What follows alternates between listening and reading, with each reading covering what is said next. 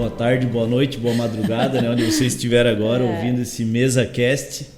Seja bem-vindo a mais um MesaCast. Hoje a gente tem uma nova convidada. Sim. Pastora Nana, pastora Eliana Duque Estrada Palhares ou Palhares Duque Estrada? Falcão Palhares Duque Estrada. Eliana Falcão Palhares Duque Estrada. Famosa pastora Nana. Bem-vinda aí, pastora. Obrigada, gente. Bom a gente tá junto, né? E falando de coisa de Deus, falando é muito bom. Falando de coisa de Deus, tomando café, é muito bom, é muito gostoso. Então fica com a gente aí até o final, acompanha a gente. Bem-vindo a quem está aqui também por trás das câmeras, Morgs, Lucas. Pô, esqueci teu nome, Pacheco. Pacheco, sejam bem-vindos aí e vamos junto. E aí, pastora? Como é que tá a semana? Melhor, né? Depois de ontem. Depois de ontem, eu tô até é incrível, né? Né? Quem não sabe, o pastor Luciano esteve conosco na segunda e foi mesmo tudo a ver com o que vamos conversar. É verdade. Né? Sobre Romanos, né? Ele deu uma, né? Sim. Muita coisa boa. Eu tava falando com a Queca antes de vir, eu falei, depois do Luciano Subirá, o que a gente vai falar sobre Romanos, né? Sim. Verdade. Ele podia transmitir o que ele falou, né? Sim. A minha colinha não tá aqui, gente. Não trouxe a colinha. Trouxe a cola. A gente vai relembrando aqui sim. à medida que a gente vai falando. Sim. E, pastora, o que a pastora está lendo nesse tempo? O que Deus está falando com a pastora nesses últimos dias aí? Sim. Eu leio muito, né, gente? Muitos livros e leio bastante a Bíblia, mas esses tempos, acho que final do ano passado para cá, eu estou tentando levar mais para reflexão, lendo mais devagar, escolhendo melhor. Estou lendo alguns livros que eu já li alguns anos atrás, né?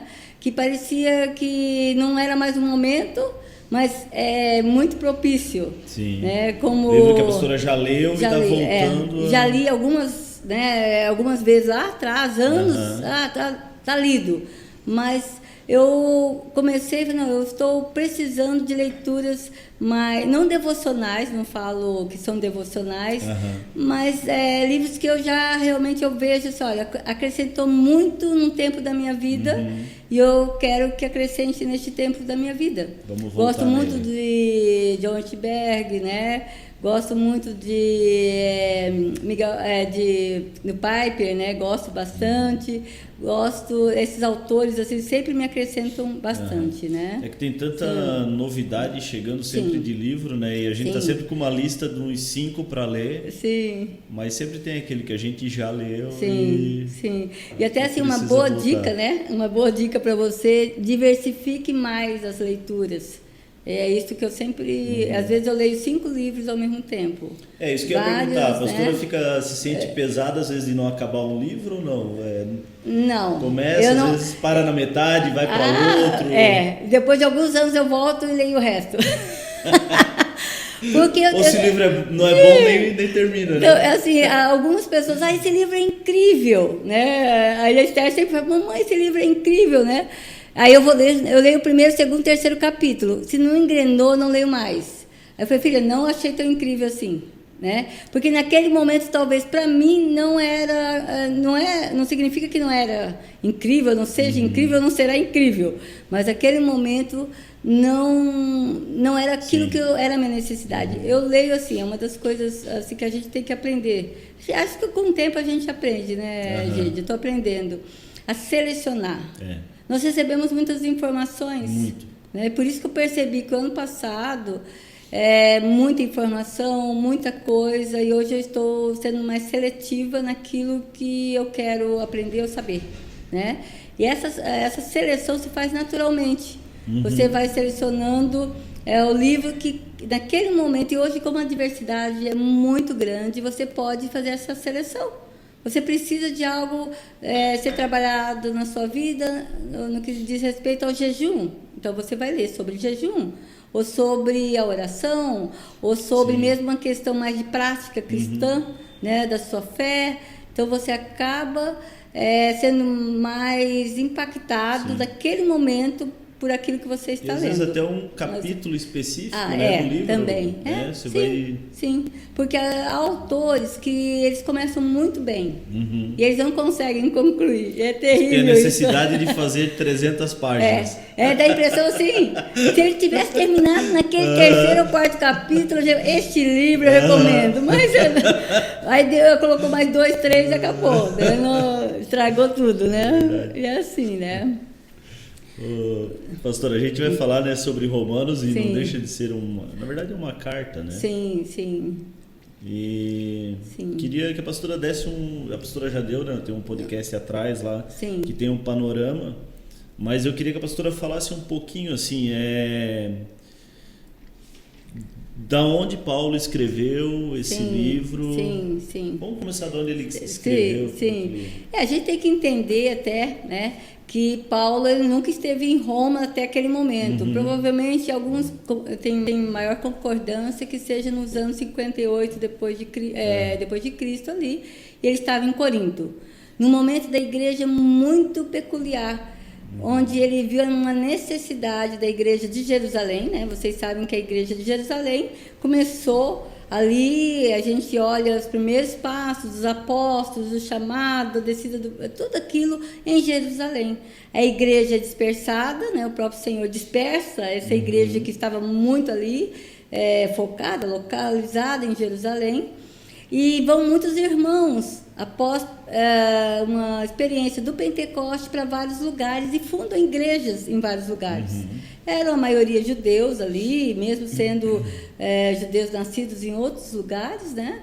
E é interessante que a igreja de Jerusalém estava vivendo um momento muito de carência de bens. Alguns historiadores, talvez a gente até concorde com isso, sabe, Gede? Que quando então, no começo da igreja, aquela distribuição dos bens, né, repartindo entre eles vendiam tudo que tinham, entregavam aos pés dos apóstolos. Alguns concordam que esta igreja, ela ficou carente de recurso, porque eles acreditavam que Jesus estaria voltando naqueles dias. Né? Já, exatamente. Né? Então, eles venderam tudo que tinha, distribuíram, e esta igreja, ela se tornou uma igreja muito pobre. Aí Paulo, então, em Corinto, ele começa, então, a levantar ofertas para esta igreja de Jerusalém. Então, ele vai falar também para Roma, mas ele escreve num momento também ali de necessidade à igreja, né, e usa uma igreja local com necessidade, apelando para várias igrejas. E Roma é aquela igreja que ele nunca foi, mas ele ouviu falar. Ele tem até nos finais ali, no capítulo ali 15 ali, ele já vai começar a fazer as saudações, principalmente no término, capítulo 16, falando de várias pessoas que ele conhecia, né? Acho que é Febe. Aí ele cita muitos, inclusive eu estava vendo um comentarista de grande peso, ele falando que alguns falam que essa parte da saudação foi de forma equivocada colocada na carta de Roma, porque Paulo ele não conhecia as pessoas que estavam em Roma. Ele ouvia falar, mas ali dá a impressão de pessoalidade, sendo que toda a carta de Roma aos romanos é impessoal. Ele faz um tratado teológico, né? É uma sistemática da teologia, inclusive é a carta que mais dá embasamento teológico para nós, reformados, para a igreja. Lutero foi impactado lendo Romanos, né? Ela é bem direcionada para os gentios. Sim, é para os gentios, né? Para os gentios. Lembrando sempre que onde estavam, foram abertas essas igrejas, né? Havia sempre sinagogas. E que Paulo também sempre escrevia ou ia até os judeus. Ele era quase como judeu, obrigado, né, eticamente, moralmente, numa visão muito ética também, espiritual, de estar entre os judeus, falando primeiro a eles, para depois então, aos gentios, mesmo sendo chamado para os gentios, né? Porque ele se autodenomina, né? Apóstolo dos gentios. Né? Sim, ele foi chamado, né? É tanto que os judeus não aceitavam. Mas também não tem como dizer que ele não foi chamado para os judeus também, porque era um judeu formado, com boa formação, falando da salvação através de Jesus Cristo. E que autoridade Paulo tinha, né? Um judeu convertido, né? Se convertendo a Jesus, sendo chamado pelo próprio Senhor, ele tinha toda a autoridade, né? Mesmo que não reconhecida pelos judeus. Ele é tipo um discípulo que talvez não esteve presente, né, com Jesus Cristo, mas que viu Jesus Cristo de uma forma tão impactante que foi tocado, que não teve como não mudar o rumo da história dele, né? Ele mesmo coloca, né? Não se envergonhava deste evangelho, né? Que mudou a vida dele. Porque com certeza, né? E assim, né? Hoje, esse não se envergonhar do evangelho, para nós, que Paulo fala, para nós é muito mais brando do que para ele na época, né? Nós não vamos... Porque imagina ele, né, falando do evangelho. E até interessante, né? Hoje, os cristãos estão sendo perseguidos.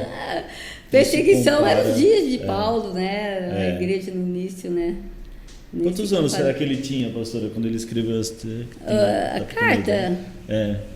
Olha, para um judeu, falam que o ministério de Paulo ele começa mais ou menos também aos 30 anos, né? Porque toda a história dele, a história como fariseu, alguns apontam também que Paulo tinha sido casado, senão ele não alcançaria este lugar dentro de um contexto social religioso daqueles dias. Então, há livros apócrifos, há livros que são da tradição. Ele não seria ouvido. Não seria ouvido, porque era um critério para um homem maduro ter família, era um critério...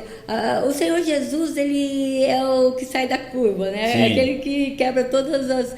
Mas Paulo, ele estava dentro de um contexto social, onde, então, como cidadão romano, como alguém que era representado, ou representava Roma, quando ele vai pedir cartas, né, aos governantes lá para perseguir os cristãos, ele tem essa autoridade. Não, então vá. Ele vai nessa autoridade. Então, Paulo provavelmente tinha essa idade ali, né? Não sei se eu concordo com uma parte de... não vou falar teólogos, mas pessoas que estudam mais a parte mesmo, a autocrítica, a história da Bíblia, tudo mais, que Paulo, provavelmente, ele, quando se converte ali em Atos 9, a conversão de Paulo, já havia alguns anos que Jesus havia ressuscitado. Né? Porque a Bíblia não é cronológica, né? É tanto que depois que a igreja ali... As pessoas vão montando com os fatos históricos para tentar ter uma data. E os tempos não são contados como hoje nós contamos, né? E Paulo ali, ele teve uma experiência com o Senhor.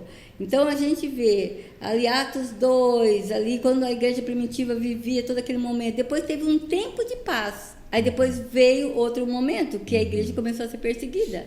Então essas coisas nos dão uma margem ali, e até porque provavelmente, então vamos lá, pensando no ministério de Paulo, começou nos anos 42, 44, e antes disso, no caso Jesus provavelmente morreu nos anos 26, porque ele nasceu antes dele mesmo. Ele nasceu... Não está fechando a conta aqui. Você. Porque esse nosso calendário começa a ser contado. É contado a partir de um imperador Constantino que impõe ali então o cristianismo, e ali começa o nosso calendário. Então, o que é antes de Cristo, depois de Cristo, não necessariamente. De Cristo. Até pelos fatos históricos, que também é um nosso norte para algumas coisas, né, Gede? Jesus provavelmente nasceu nos anos 4 ou 6 antes de Cristo. Que eu estou falando, contando esse cronos nosso, né? Então, Jesus morreu ali pelos anos 25, 26 ou 27 no máximo. E Paulo, então, ele vem depois desse tempo ali, né? Entendi. Então, quando nasceu, quanto tempo ele tinha, né? A gente vai percebendo algumas datas ali, algumas formas dele se apresentar, né, como alguém que se tornou alguém importante. Sim, autoridade. Uma autoridade. Não era de um dia para o outro.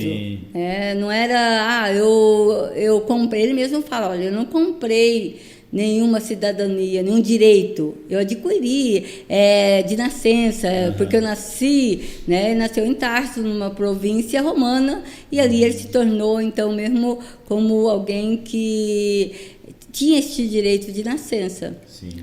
Alguns falam que ele foi por volta da idade de 13 anos para Jerusalém, tanto que ele é formado por Gamaliel, um rabi, um mestre lá que era incrível, um professor, né?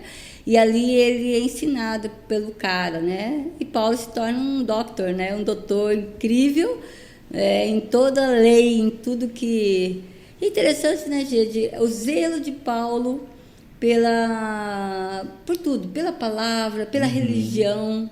Uma construção de Deus já, né? É uma construção de Deus. É tanto que ele se torna tão zeloso quanto era ou mais quando se converte. Sim. Ele é zeloso. E quando nós olhamos para Romanos, a carta aos Romanos é um estudo, é uma coisa assim incrível da vivência, da experiência de um homem que se converteu realmente, né? Uma continuidade do Evangelho, né? Sim. Vai acrescentando, inclusive, a tudo que Jesus trouxe. Sim. Ô, pastora, voltando um pouquinho, o que Paulo aprendeu com Gamaliel? Assim, quais foram os livros que ele tinha, conhecimento profundo? Assim? Sim. Como ele se tornou um fariseu, né? Você sabe que o judeu, ele preza a Torá, né?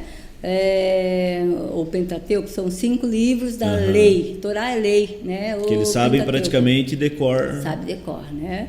Ele vai em várias fases da vida dele, são 3 escolas, né? E ele vai aprendendo. Quando ele chega depois do Bar Mitzvah, né, que é um momento da vida de um garoto, que ele pode ou não ir para este lugar. Uns 12 anos de idade. 13 anos, né? 12 anos para a menina, 13 anos para o menino, né? Ele faz esse adendo na idade adulta, né? Ele não tem adolescência.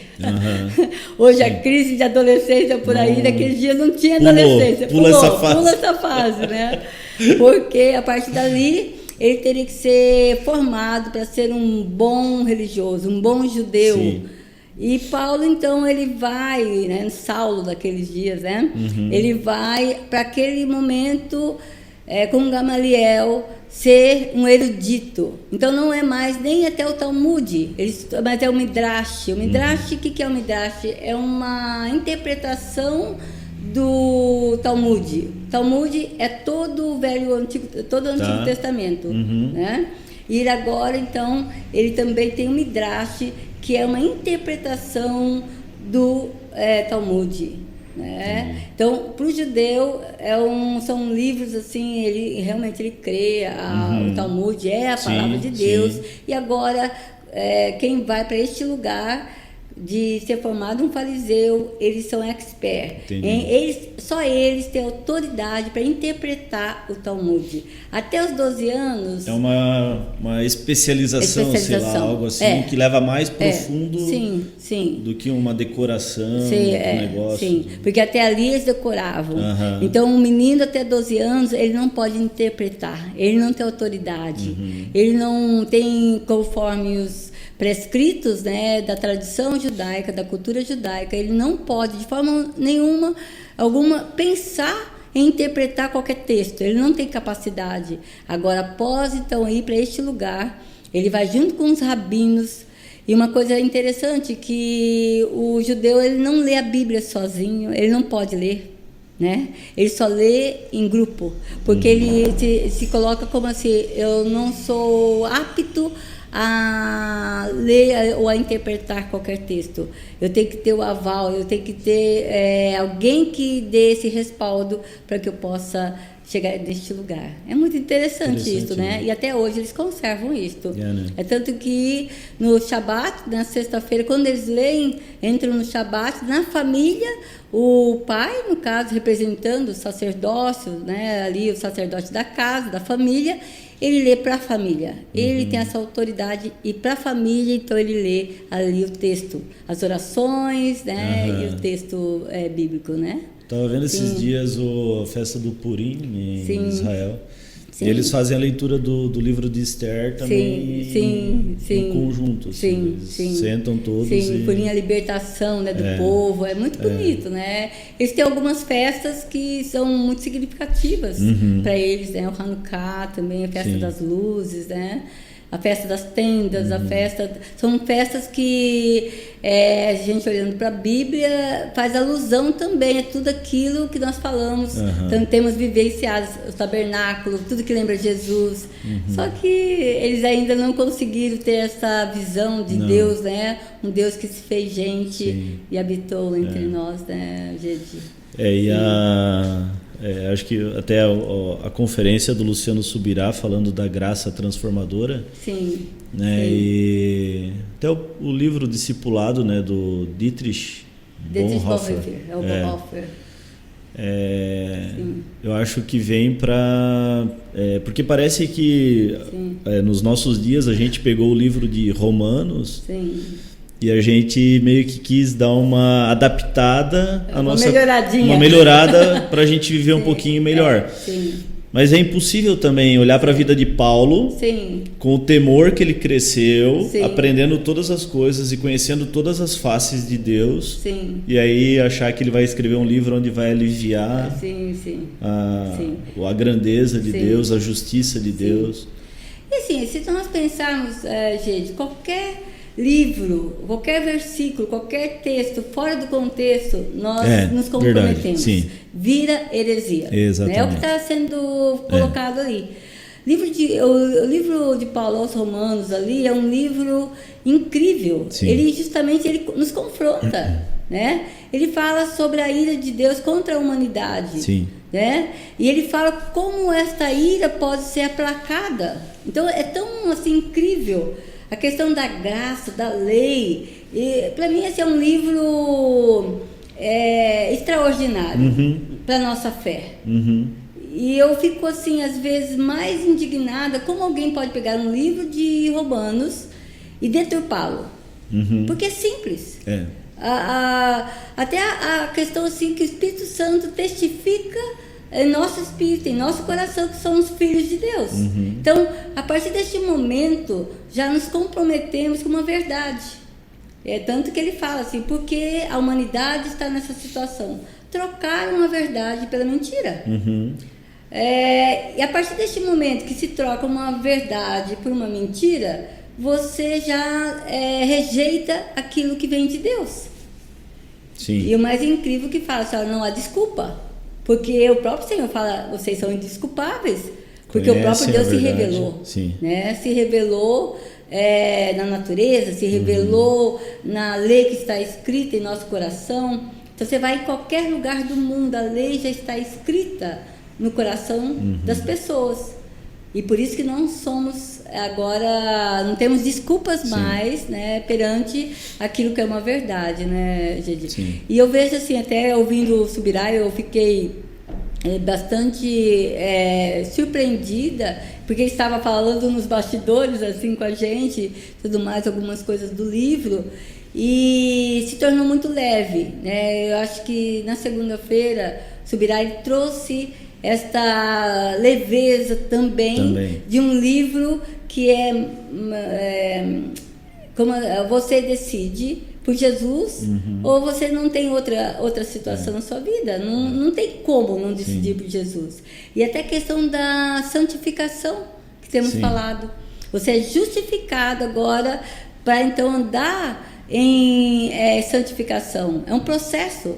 Por isso que a luta nossa, né, Gedi? E a luta de todos nós, a luta de cada um. Todo mundo, né? De todo mundo. A velha natureza, nós temos... E a grande questão que eu vi até na fala do Luciano, e o Romanos vai falar sobre isso, é justamente que hoje nós temos a capacidade em Deus de não pecar. Não é que nós não temos pecado, porque até o pecado da omissão é um pecado, você não atender necessidade é um pecado, você pensar coisas que não agradam ao Senhor é um pecado, mas eu vejo assim a questão hoje, esta nova natureza que está em nós, nos dá capacidade para falar não às escolhas. Hoje nós temos como escolher, né, gente?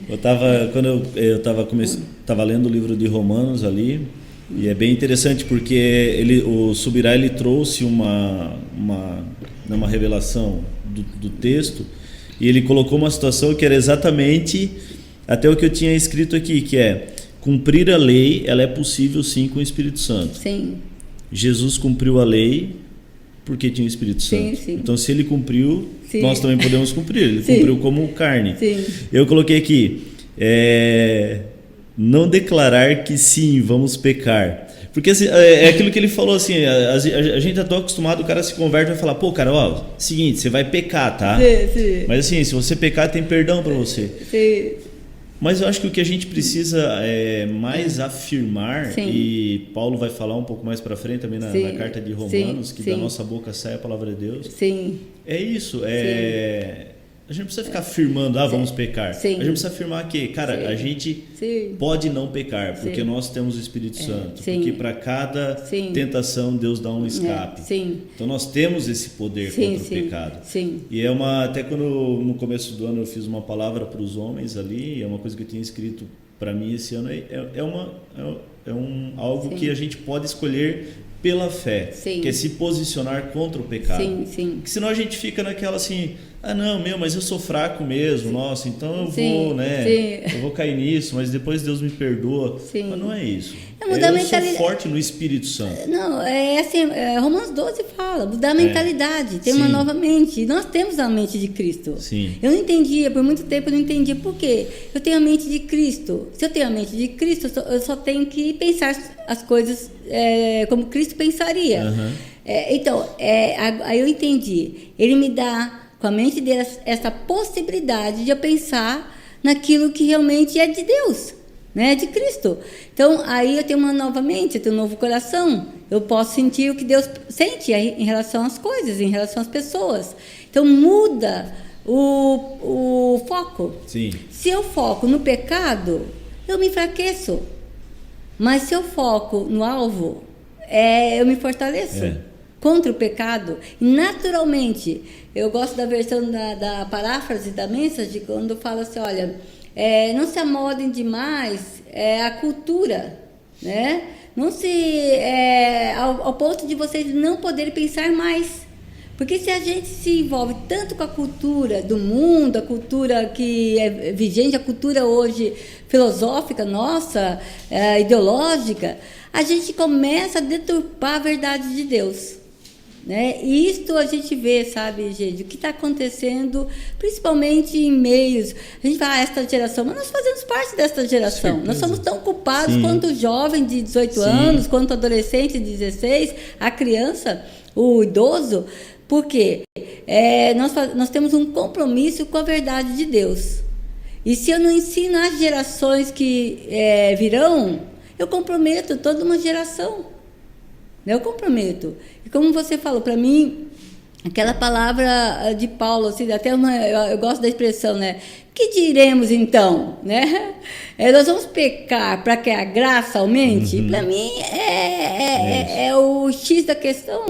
Porque tem a ver com temor, sabe? Para mim, e a palavra de Deus fala sobre isso, né? Tem a ver com temor. Não tem a ver comigo, não tem a ver com o que é o circunstancial. O temor, o constrangimento de Deus que está em mim. O Espírito Santo nos constrange. Né? Ele que nos leva. Por isso que nós, hoje, com o Espírito Santo, nós podemos falar não. Nós temos esta autoridade. Mas como ter temor, né, pastora, se não se conhece a Deus? Né? Aí que vem, né? Aí que vem. Porque existe uma disciplina, né, que a gente precisa manter para conhecer. Sim. É o que eu estava falando aqui no começo. Impossível Paulo não ter temor, sendo criado como ele foi criado, conhecendo quem Deus é e todas as faces de Deus reveladas no Antigo Testamento, por exemplo. Então, às vezes a gente quer, né, a gente quer ficar aqui nas cartas de João, em Romanos, mas a gente não quer conhecer também todas as faces de Deus. Porque até, né, acho que o plano central do livro de Romanos é justiça e justificação. Então, assim, ele não abre mão nem de uma e nem de outra. Então, a gente tem que conhecer que nós servimos a um Deus que é justo. A lei e a graça, justamente, Jesus ele veio cumprir a lei. Cumprimento da lei significa que nós podemos, nesta nova situação nossa, de vivendo, ser salvo pela graça, mediante a fé, porque realmente não foi nosso esforço, foi algo, e a gente sabe, eu, você, quem teve essa experiência com a graça de Deus, nós entendemos que depois disso nós mudamos a nossa forma de ver Jesus, a nossa forma de entender a palavra de Deus. E nós estamos num contexto de religiosidade, né? O contexto brasileiro, o cristianismo. Eu estava até vendo, assim, a gente vai passando, eu não sou ligada, né, ao mundo gospel, né? E muito menos aos artistas, às estrelas, né? Mas eu abri o YouTube e tinha só uma mensagem, um resumo da ópera, né? Que uma cantora que eu nunca ouvi falar ali havia se convertido, né? E agora desconverteu-se. Aí mostram, né, ela numa situação bem mesmo de promiscuidade, cantando funk, né? E se converteu a quê? Porque hoje é fácil. Quem não gosta de um ambiente como o nosso? Sim. Né? E eu creio, né? E o pessoal está aqui. Hashtag agradecer. Né? É muito bom estar na igreja, é o melhor lugar. Eu fico indignado ou até admirada como alguém vem numa igreja uma vez por mês. Né? Porque se nós pudéssemos todos os dias, você experimenta coisas novas. Sabe, isso é incrível, essa possibilidade de termos isso, é um privilégio. Só ao mesmo tempo que é um privilégio, para alguns se torna religião, porque realmente não foram alcançados pela graça. Eles foram alcançados por uma religião, por uma forma de vida bacana. A maioria, às vezes, experimentava coisas que estavam levando-os a situações difíceis, aí vem para Jesus, né? Jesus que é bonzinho, Jesus que ama, Jesus... E começa, então, a entender, achar que a vida cristã é isto. E, sabe, Gedi, a palavra fala, somos os mais medíocres, os mais terríveis, se nós pensarmos que se limita a isto. É muito mais a vida com Deus. Eu gosto de pensar também que realmente a missão, aquilo que é o ID e tudo mais, é importante, mas muito mais do que Deus nos salvar do inferno, é nos salvar de nós mesmos. Sim. É nos salvar das situações, daquilo que é uma vida medíocre. Eu vejo assim, eu me converti, mas eu, na minha experiência, eu era moralmente correta, de uma família, entre aspas, feliz, né? Viajava de férias todo ano, tinha uma condição financeira boa. Então, esta era a minha vida. Eu precisava de Jesus, até eu brinco, né? Eu acho que eu não me converti antes dos 17 anos porque eu achava que eu não precisava. Porque, às vezes, a vida boa nos afasta, Porque eu estava bem. Eu via, até eu tinha parentes por parte de mãe, né? Tinha até o pastor, né? Cunhado dela. Eu falei, eu sou melhor que eles. A gente sempre se compara. Mas quando eu conheci o Senhor, eu falei, Senhor, né? Que coisa tremenda. É muito mais. Eu não estava... Aí você não se preocupa com o inferno. Você se preocupa em ter uma vida que realmente agrade o Senhor. Porque esta vida que agrada ao Senhor não tem a ver com a religião, com a minha forma de prestar culto, não tem a ver com a minha devoção a Ele, com o meu amor a Ele. Então aí é o temor do Senhor, é o temor. Né? Aqui em Romanos 5,17, Paulo fala assim: a morte reinou sobre muitos por meio do pecado de um único homem. Ainda maior, porém, é a graça de Deus e sua dádiva de justiça, e todos que a recebem reinarão em vida por meio de um único homem, Jesus Cristo. É isso aí, né? Nós já somos príncipes de um reino, né? A gente estava no GP faz umas 3 semanas, e aí estava visitando uns irmãos nossos lá da comunidade Essência. Eu achei interessante porque a gente começou a dar uns testemunhos no GP, daí o Raul contou a vida dele como que era, aí o Nilton contou a vida dele também, né? Que o Nilton foi preso, para quem não sabe. Hoje eles querem prender porque ele está orando no prédio, né? Então... E aí eu contei a minha, e aí esse rapaz, ele começou a falar da vida dele, falou assim: cara, eu não tinha nenhum desses problemas que vocês tinham. Aparentemente a minha vida estava tudo bem. Ele falou: eu estava formado em Direito, eu estava estudando para concurso, morava com os meus pais, mas eu olhava para a minha vida, ele falou: eu vi uma vida infértil. Uma vida que ela era parada, uma vida que não produzia nada.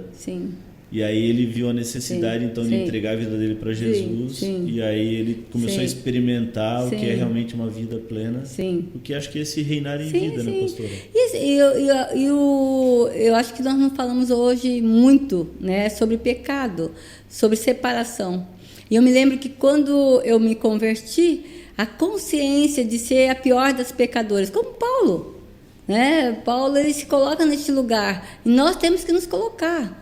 Porque quando eu me converti, eu não estava falando de pecado moral. Eu não fui confrontada pelo pecado moral, porque eu não tinha pecado moral diante de uma sociedade, entre aspas, né, que fingia que era muito bem, né, muito boa, né?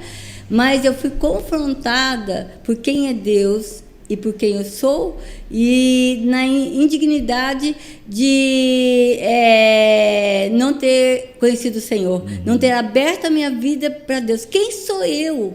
Quem sou eu para não ter, então, aberto a minha vida para Jesus até os 17 anos? Perdi 17 anos, né? Quer dizer, fui inimiga de Deus por 17 anos.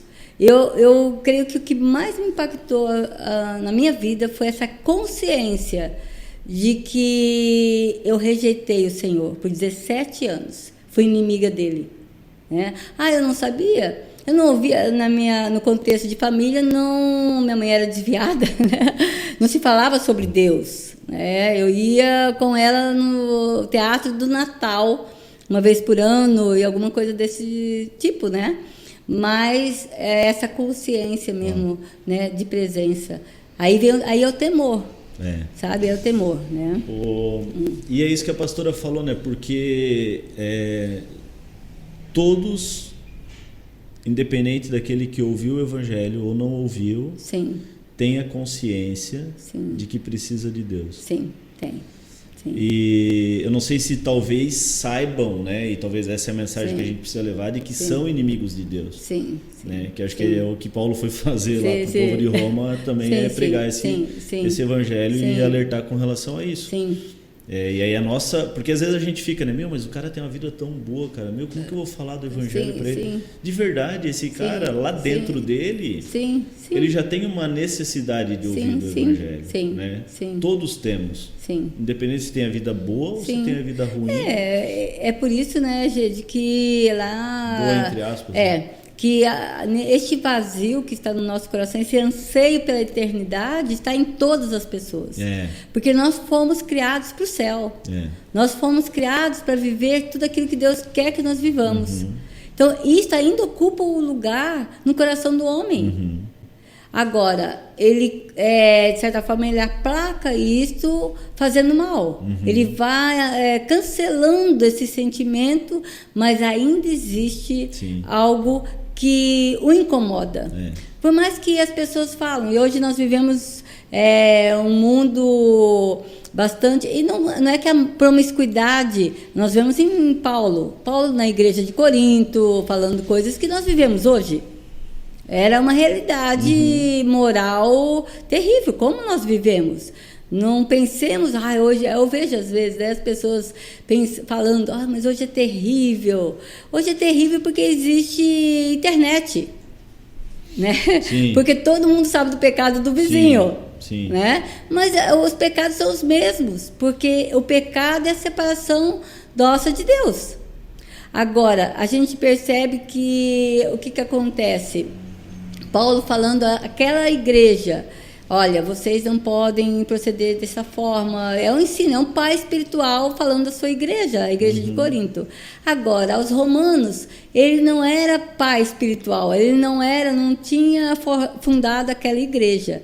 Ele mesmo fala, eu tenho anseio, eu quero ir, né, quando eu passar, eu for para a Espanha, quero estar em Roma. E ele depois vai numa situação bastante complicada, né, um naufrágio, ele chega a Roma de forma compulsória, né, vai ser enviado lá para Roma como cidadão para ser preso.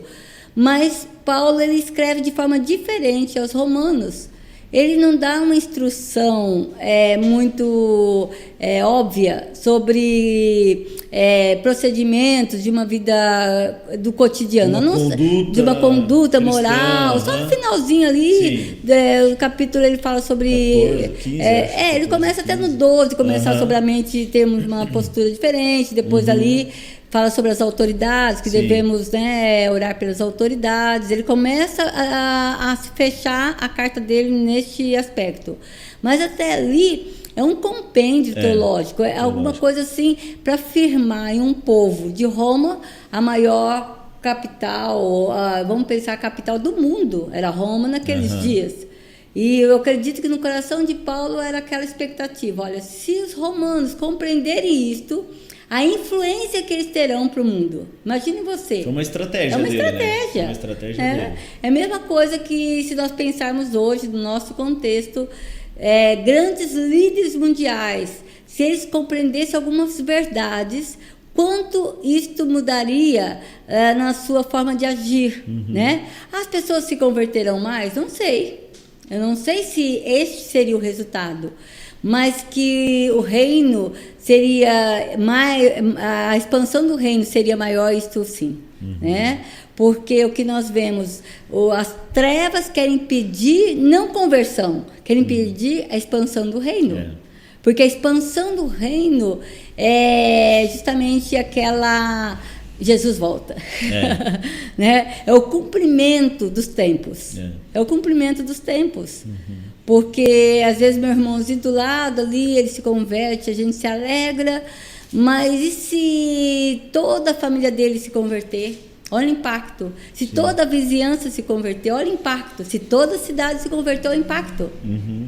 Jonas, né, não queria falar Nínive como judeu, né? Não vou falar. Porque sabia do impacto de uma cidade como Nínive, uma cidade grande, uma cidade que era importante naqueles dias, para toda aquela geração, para todo aquele tempo dele. Mas a gente, às vezes, olha de forma muito simplista o Evangelho. O poder do Evangelho para alcançar as pessoas, para mudar as pessoas é imenso. E Paulo vai falar sobre isso. Paulo era um cara, ou era o cara, né? A gente olha Pedro, mas era Paulo, não tem como. A expansão do Evangelho. E é interessante que ele fala, eu não coloca o fundamento onde há um fundamento. Então, ele não pregava onde havia já igrejas. Isso é muito interessante de Paulo.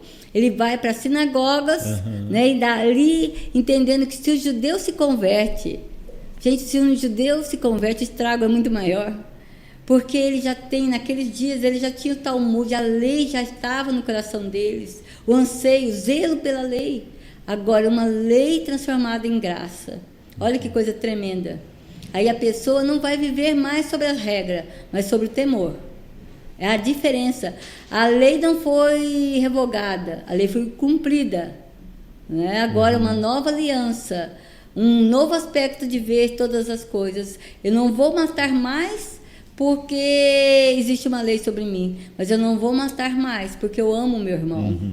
Né? Então, mudou a forma de ver todas as coisas. É isso, né? Que a gente fala, né? Até porque a lei que sobressai é a lei do amor, né? Sim. Amar o irmão e amar a Deus, né? Porque, de verdade, se a gente amasse realmente o nosso irmão, como a nós mesmos, não teria pecado, né? Porque geralmente o pecado ele vai contra alguém, né?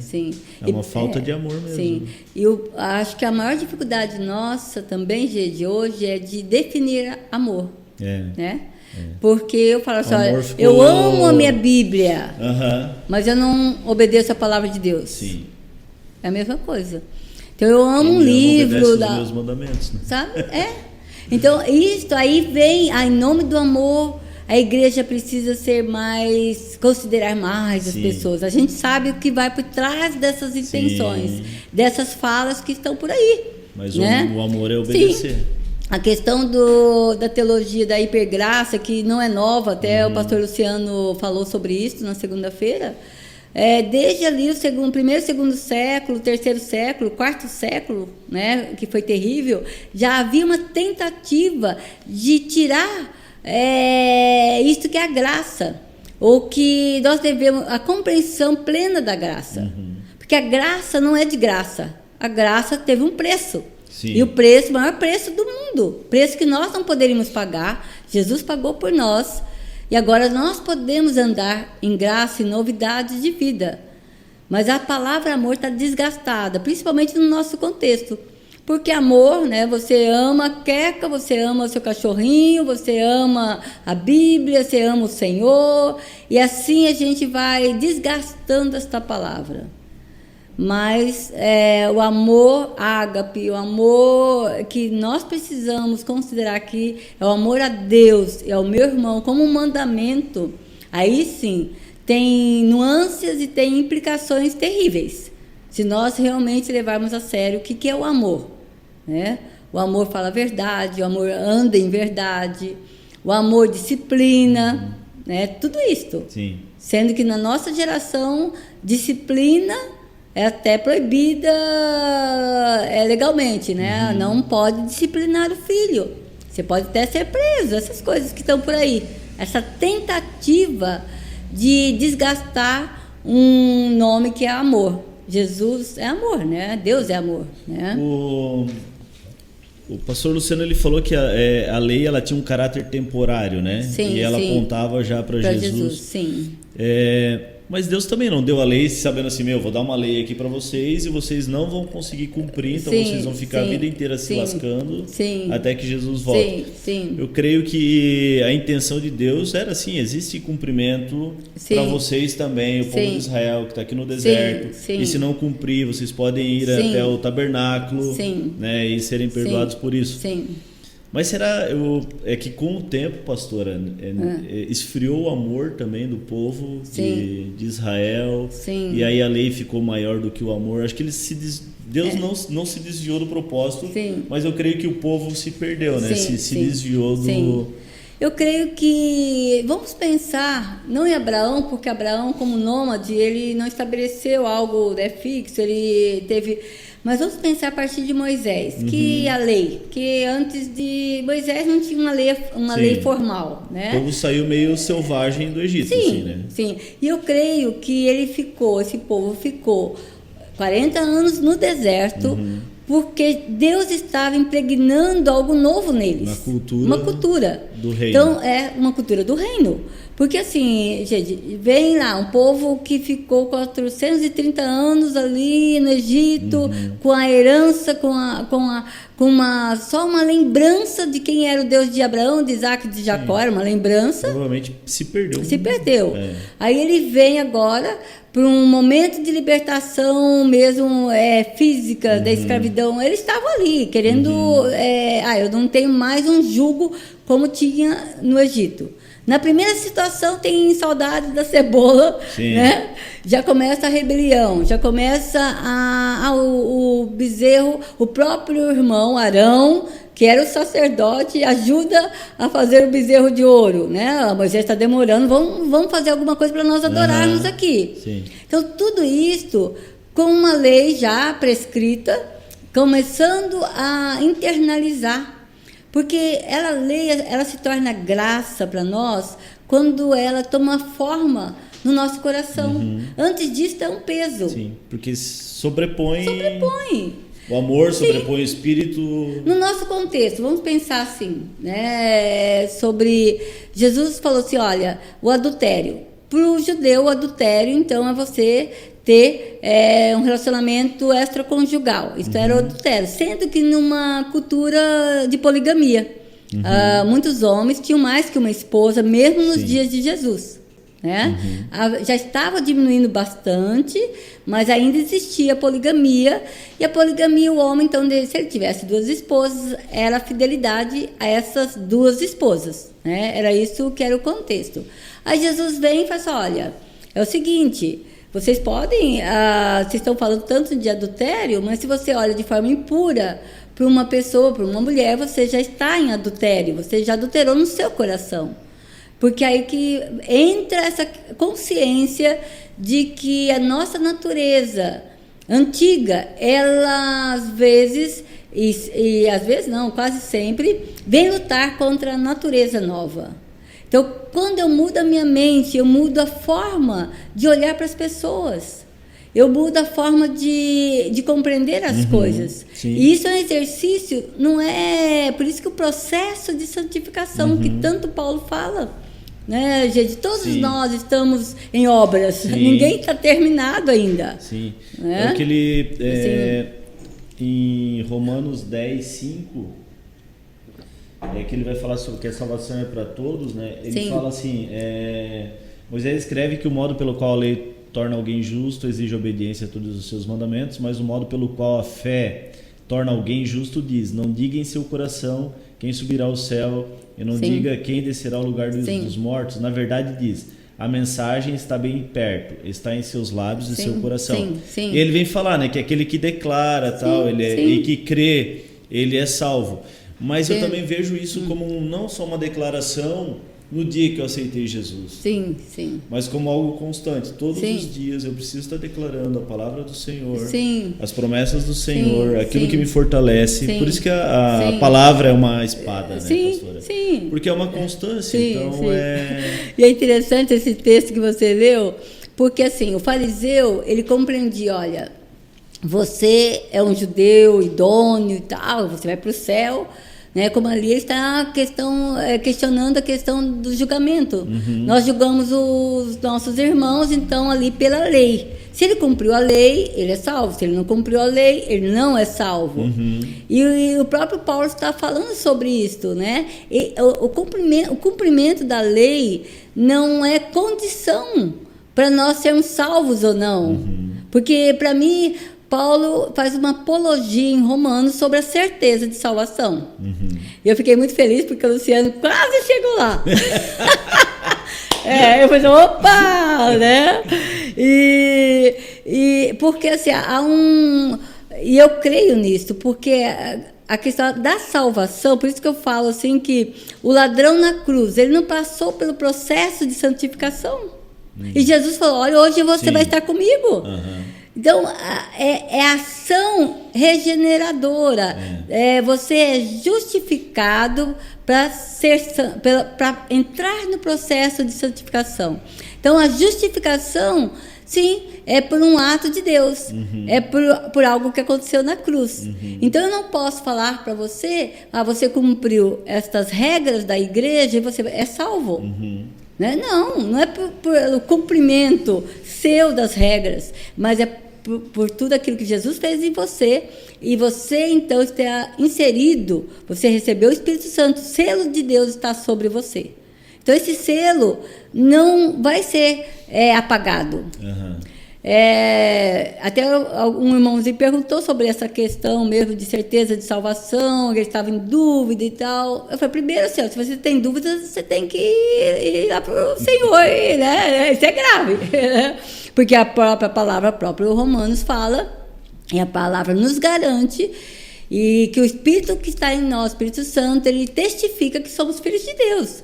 E nós somos adotados, e não há mais volta, não tem mais como. Né? Então não é porque eu cometi um pecado que eu caí da graça. Isso daí é uma heresia terrível. acaba com qualquer cristão, com a vida dele, com a caminhada dele. Desanima qualquer um, sabe? Aí vem assim, olha, então eu preciso aprender a lidar com as situações da vida. As situações das tentações, as situações cotidianas, as circunstâncias que estão ao nosso redor. Né? Então eu não posso julgar o meu irmão porque ele está fora no cumprimento, não cumprindo uma lei. Eu não posso julgar. Claro que pelos frutos seremos conhecidos. Sim. E até Paulo vai falar sobre os fracos na fé. Ele tem essa consciência. Ele fala lá na igreja, para a igreja de Corinto, nós temos que considerar esses irmãos, né? Mas ele fala também isso porque a igreja, ela tem esse orgulho, né?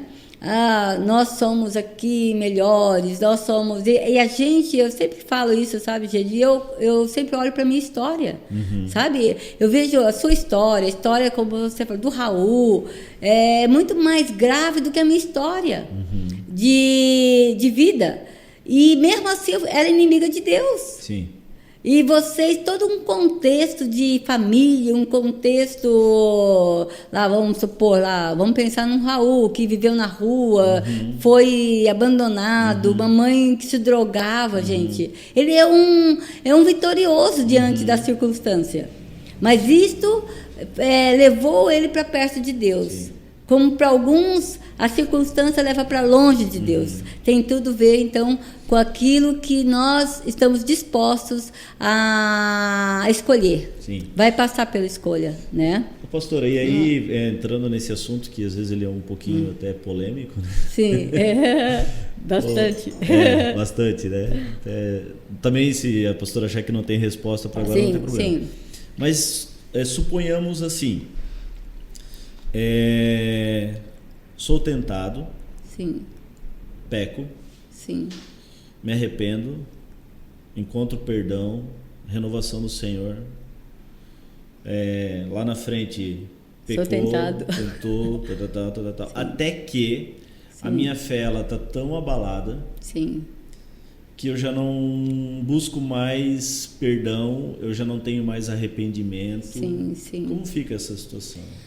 Tá, nós vamos entrar em Hebreus capítulo 6, tá? Então agora a gente então vai sair de Romanos no próximo MesaCast e a pastora vai responder.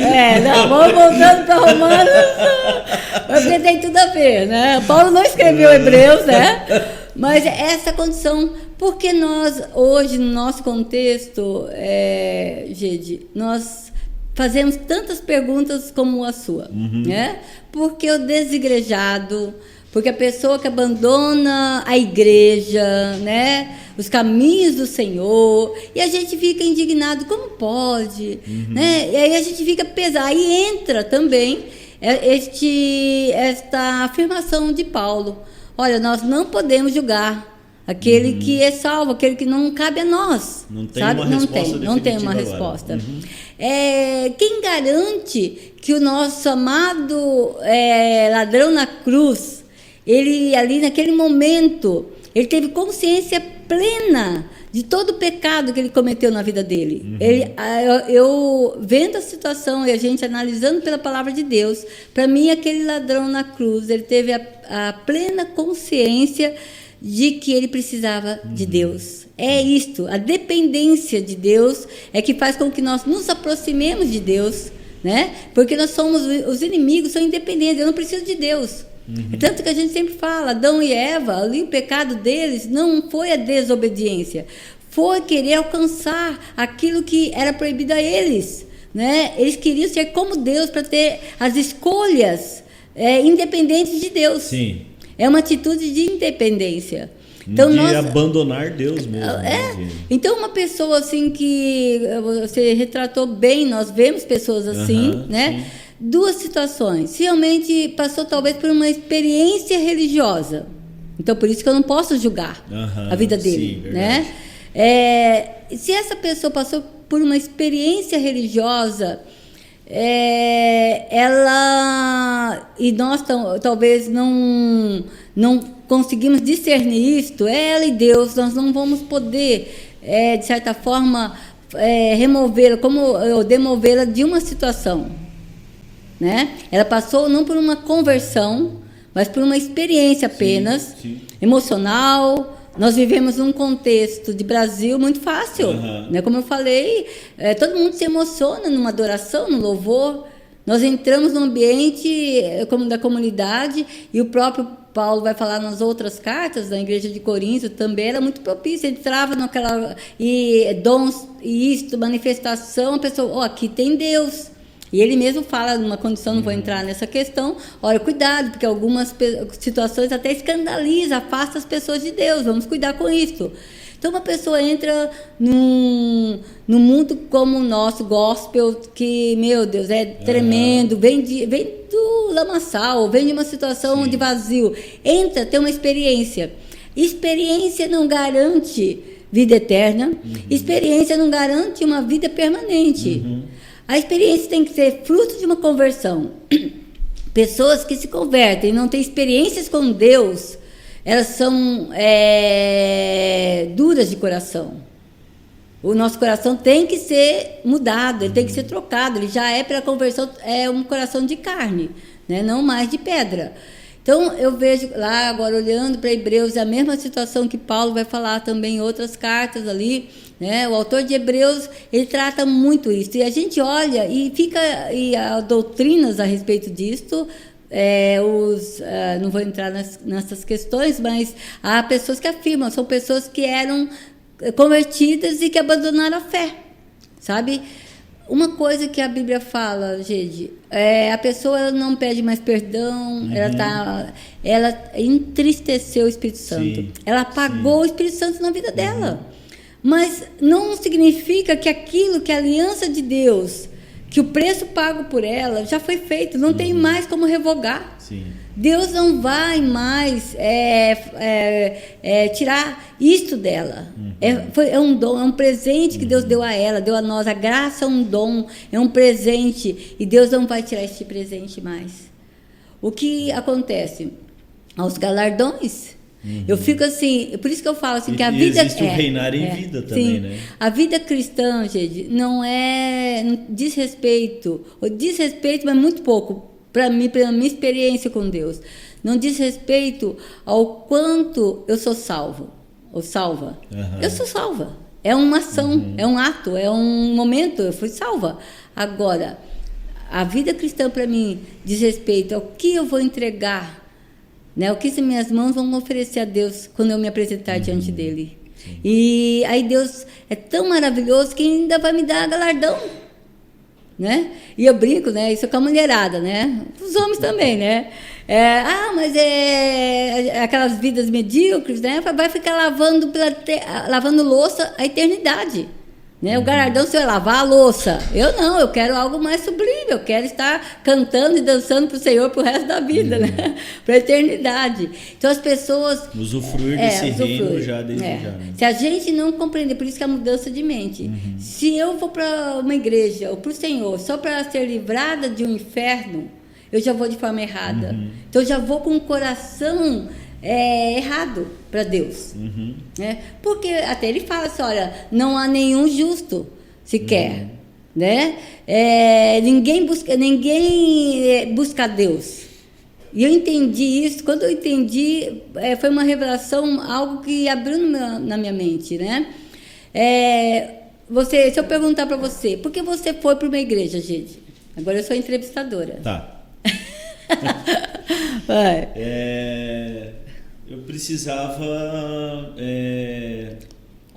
trazer a minha vida para, sei lá, para a luz. Acho que eu vivia uma vida meio paralela, assim, sabe? Então, olha aí, uma coisa num lugar, outra coisa no outro lugar. Isso gerava um peso. Sim. Se eu perguntar aqui para todos que estão aqui, né?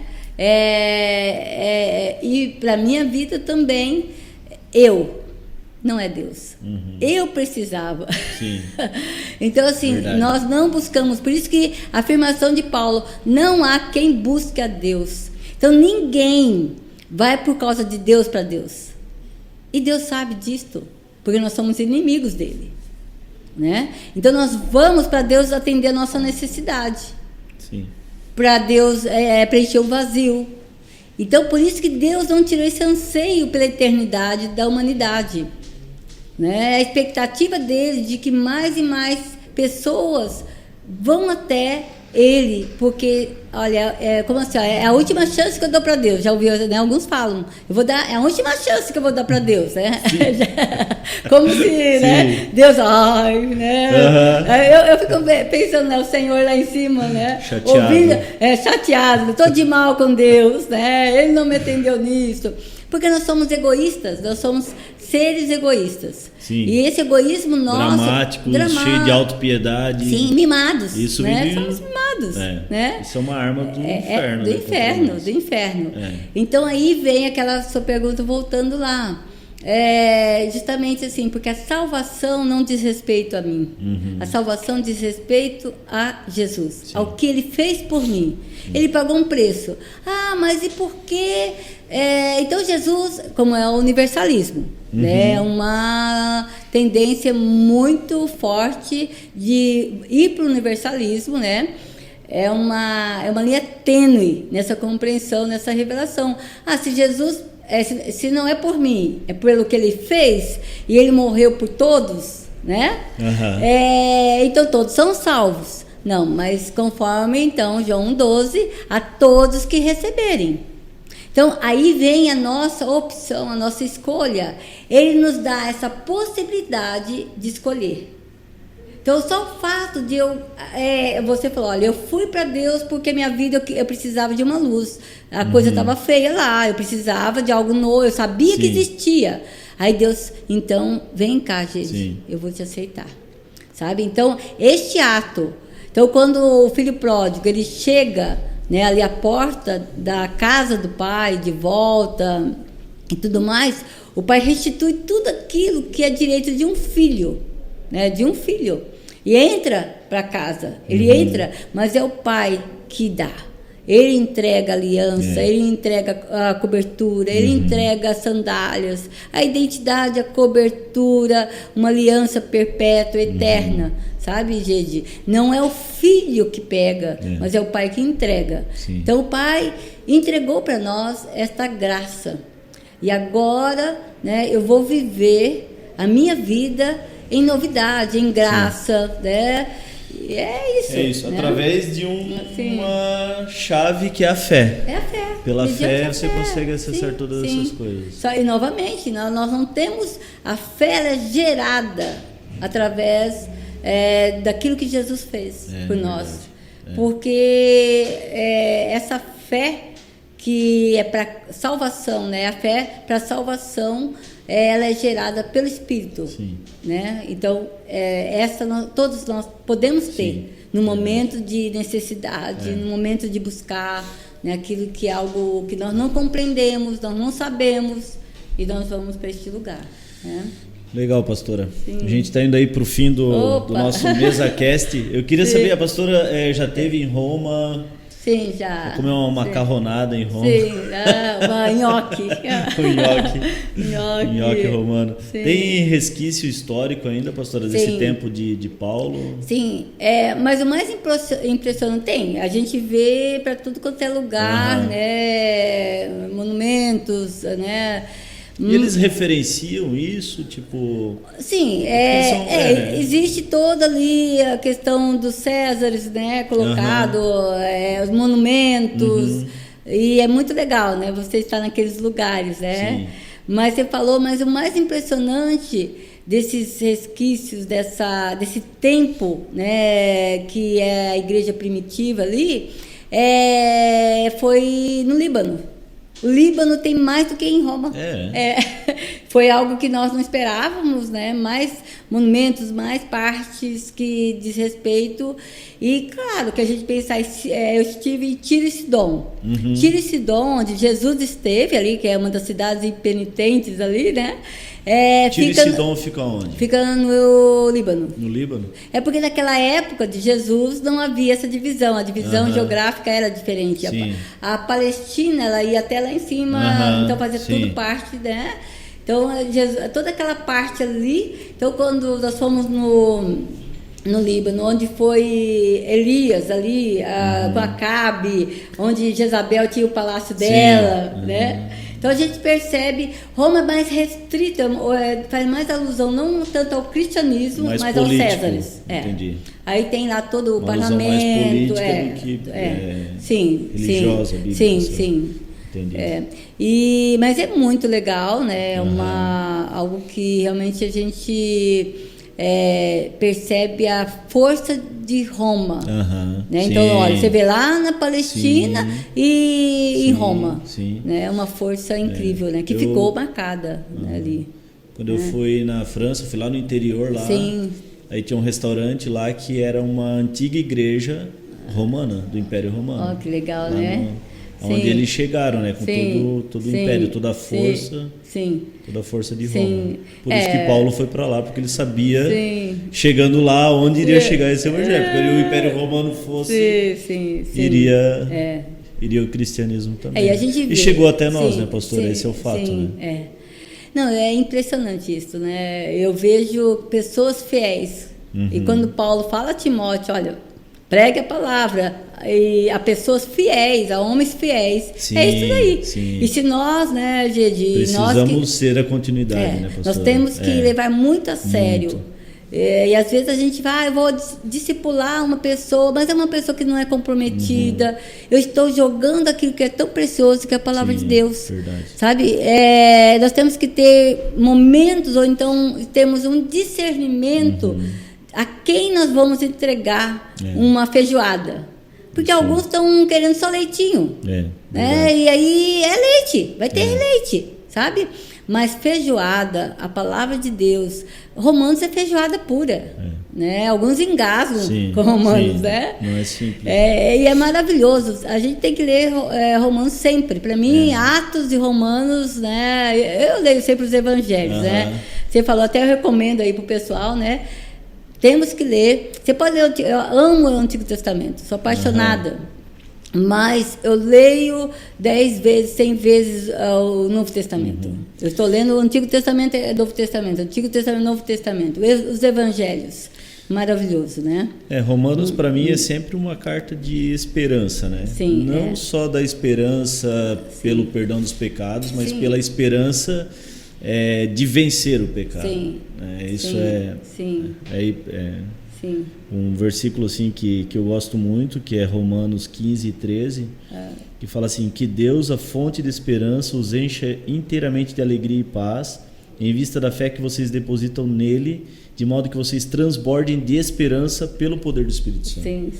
Então nós temos essa esperança, nós temos o Espírito Santo. Então nós temos a esperança, mesmo que às vezes, né, as pessoas, talvez elas leiam isso e talvez ouçam uma palavra do Subirá e elas pensam, mas cara, o estado que eu tô, então, nossa, eu tô muito aquém disso. Mas cara, se você tem esperança, se você tem o Espírito Santo, você tem esperança. Nós vivemos no tempo da graça salvadora também. Então o tempo da redenção pelo poder do Espírito Santo. E uma das coisas que hoje se questiona muito é a questão do Antigo Testamento, né, Gedi? E a Bíblia, a palavra de Deus é Gênesis a Apocalipse. Não é só uns textos que eu gosto.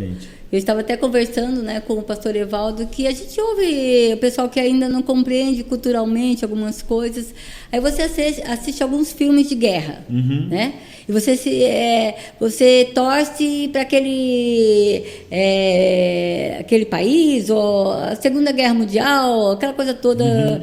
E você ama filmes de guerra, filmes dos vikings lá, né, aquela coisa toda.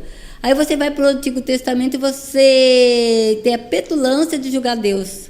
Como Deus é terrível. Não, o homem, as guerras é fruto, não é o desejo do coração de Deus. É fruto do pecado do homem. E Deus ali preservando um povo. Porque quando você ouve ou você vê a situação, foi lá Davi e cortou a cabeça de Golias, o cara estava vivo, nem tinha morrido ainda, que absurdo. Não, é a preservação de um povo. É a preservação. Se não era Davi que estaria sendo cortada a cabeça dele. Com certeza. Então, assim, alguns simplismos. Algumas, sabe, a palavra de Deus, é por isso que nós temos que orar, sabe, Gedi, assim, como igreja, como comunidade Siloé, como igreja de Jesus. Deus, as pessoas se abrirem para revelação. Sem temor, não, sabe? Assim, ó, sem conhecimento o povo perece. É verdade. O povo morre, o povo sofre, né? E o conhecimento de quem? De Deus, né? E precisamos levar. E para esse lugar, né? Tem uma estrutura, né, pastora, como igreja, né, de IGP, de discipulado, onde a gente pode, que nesse papo que a gente está tendo aqui agora, é um papo que tipo, geralmente as pessoas têm no discipulado. Sim, muito de legal. Ir avante, de se encher de esperança, se encher de conhecimento, se encher da palavra, porque é realmente através dela que a gente vai lutar as nossas lutas aqui nessa terra. Sim, é isso aí. Então é isso, pastora. Obrigado, tá? Espero que vocês tenham gostado também. Sim. Se tiverem perguntas aí para o próximo MesaCast, pode mandar para a Morgs, né, Morgs? Ela resolve. ela passa aí para a gente vai conversando. Sim. Obrigado por estar com a gente aí. Mês que vem a gente tem mais um MesaCast e toda semana a gente tem o podcast da comunidade. Então acompanha, compartilha e tamo junto. Obrigado, pastora. Só quero deixar até uma fala do de Paulo, manda né? Aqui, né? Eu tô vendo quem manda. Se ela não falar no próximo, vou ser substituído, demitido. Assim, ó, quando foi o pastor Evaldo, ele trouxe uma mesa de frios, né? Olha aqui, ó. Né? Uma banana seca, uma banana pastora? seca. Que já era do MesaCast passado. Não, tá bom.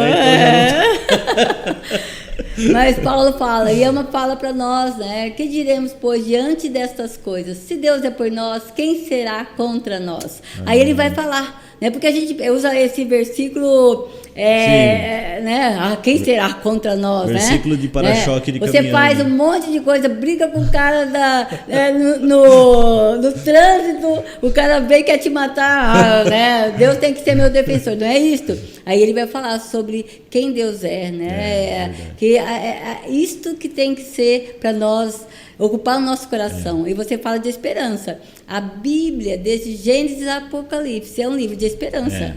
É um livro, não é de julgamento, é um livro de nos levar a sermos parecidos com Jesus. É o propósito de Deus para nós, né? Então, que você esteja nesse propósito, e como nós, de sermos cada vez mais parecidos com Jesus. Amém. Amém? Isso aí. Tchau, gente. Até a próxima. Uma boa tarde para você, um dia abençoado. Bem.